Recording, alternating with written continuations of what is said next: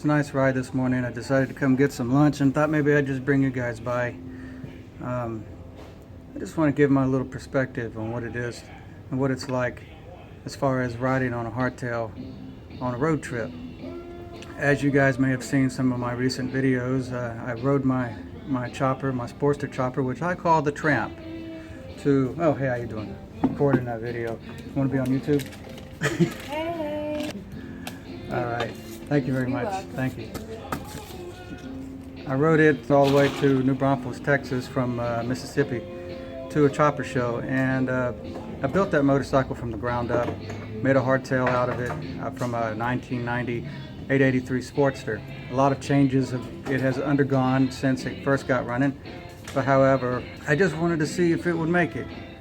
And it did, and I made it as well. But my perspective on riding these kinds of things, when I was building this bike, I got a lot of connotations and insinuations, being because it's a hardtail. Oh man, you're going to be so uncomfortable, or it's going to break your back, or you can't ride this that far, or you can't ride, or are you crazy? Or you think you can do this or that with that motorcycle? They may not have said it in those words, but that was the insinuation, which gave me all the more incentive to do all of those things anyway. Now I had a little bit of a intuition or revelation or whatever you want to call it on my way over there to New Braunfels, which was about 650 miles one way from my house. And was that hardtail rough? Sure it was.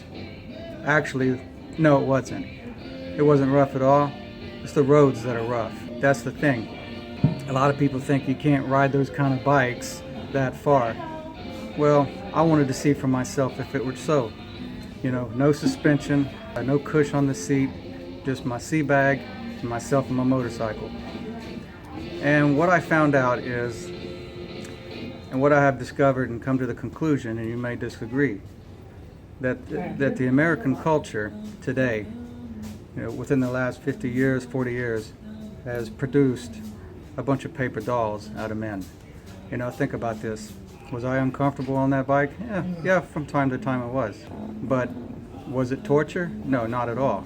I thought to myself, you know, men used to ride horses across the country. How uncomfortable was that? People used to walk across the country.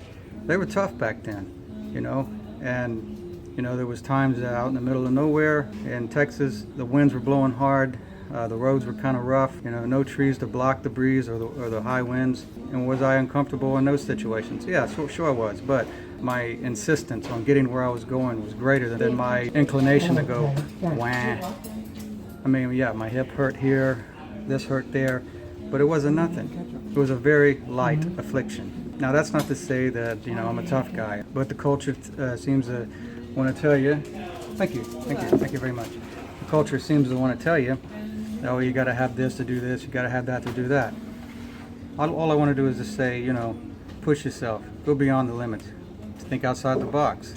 And I'm going to tell you, you know, riding on a brand new motorcycle and riding on a stock motorcycle, you know, straight off the factory floor, it's nice. It's nice to want to ride, and rightly so. But it's even much more of an exhilaration to do it on something that you made with your hands, and that pile of parts took you where? I mean, it's an adventure. You know, on a regular stock motorcycle, on a regular, you know, brand new bike, you know, you're on the bike.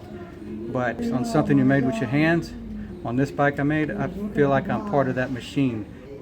Words can't describe it. So anyway, it's not a slight against anybody who wants to ride a bagger or anything with a lot of cush or anything like that. I'm not saying that at all. Not everybody has the ability or the means or the know-how to do what I did. I didn't even know what I was doing when I first built this thing. I just wanted to see if I could do it. You know, and because I built it, I'm going to take it where I want to take it. I can't really ride it like I ride my Softail, but I will say it's a lot more fun to ride that thing. But there's a lot more I can say about this subject, but I'm going to go ahead and eat my food before it gets cold, and if you guys can dig the perspective, or if you find it interesting, you know, hit like or subscribe or leave a comment below. Let me know what you think, and I'll catch you next time.